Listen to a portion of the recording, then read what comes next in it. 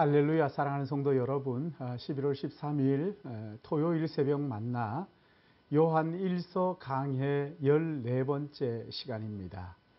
사도 요한은 우리가 예수 그리스도 안에서 하나님과 교제하는 삶을 통해 기쁨이 충만한 삶을 살 수 있다고 지적하면서 하나님과 지속적인 사귐을 위해서 우리가 먼저 해야 할 일이 있다고 말합니다.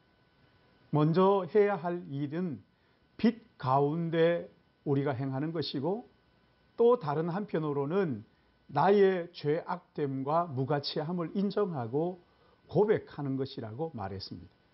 하나님과 동행하는 사람은 어두움이 없으신 빛이신 하나님 앞에서 자신의 더러운 죄가 고스란히 드러나게 되는 것을 인정해야 한다는 거예요. 그때 우리는 죄악에 물든 내가 거룩하신 하나님과 교제한다는 것이 불가능함을 깨닫고 낙심하게 되는 거예요. 그래서 베드로는 그를 찾아오신 주님 앞에서 주여 나를 떠나소서 나는 죄인이로소이다 고백했던 것이지요. 오늘 본문은 요한 1서 1장 6절에서 10절을 한 번 더 생각하도록 하겠습니다.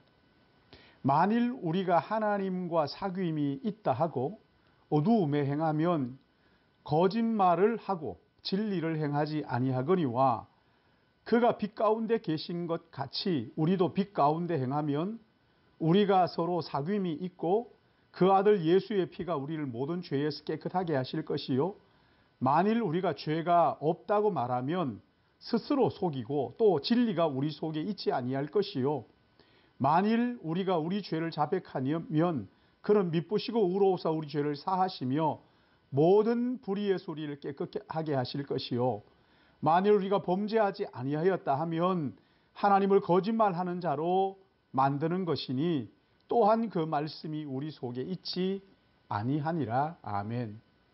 거룩하신 하나님 앞에 선 사람은 누구나 자신의 죄악으로 인하여 절망을 경험하게 된다는 거예요. 그럴 때 우리는 어떻게 합니까? 그 해답이 7절과 9절입니다.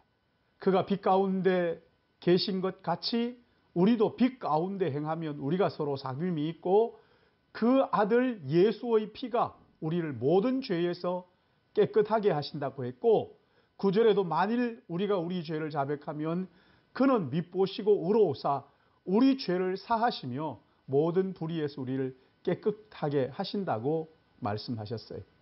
우리가 하나님 앞에서 우리의 죄와 잘못을 인정하고 고백할 때 하나님께서는 우리를 위하여 하시는 일이 있다는 거예요. 그게 뭐예요?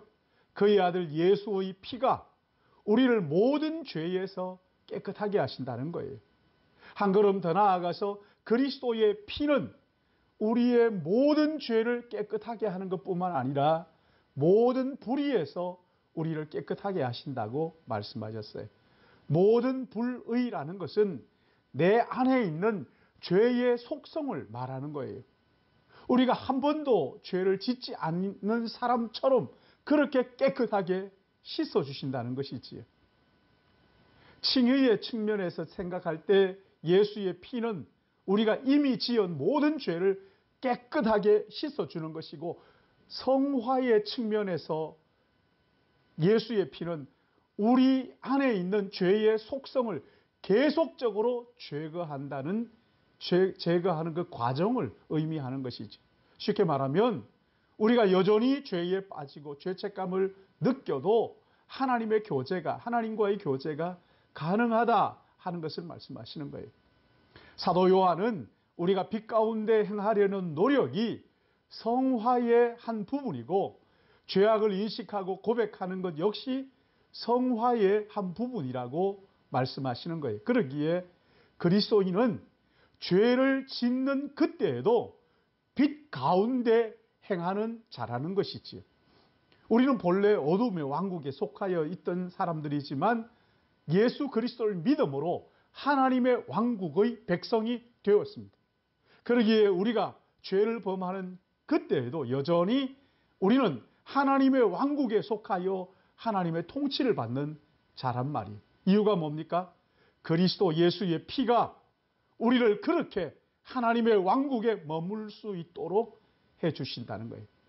그러기에 사랑하는 성도 여러분, 기도하다가 죄가 생각날 때마다 그 죄를 예수 그리스도의 피 아래 내려놓으십시오. 그럴 때 미쁘시고 의로우신 하나님은 우리의 모든 죄를 사하시고 모든 불의에서 우리를 깨끗하게 하신다는 거예요. 시편 51편 보시면 다윗이 회개하는 기도죠.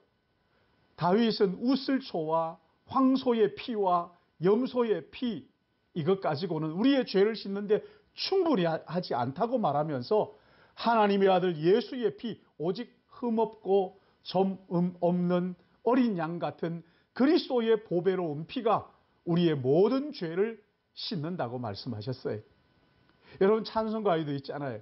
나의 죄를 씻기는 예수의 피밖에 없네. 다시 성케 하기도 예수의 피밖에 없네. 예수의 흘린 피 날 희게 하오니 귀하고 귀하다.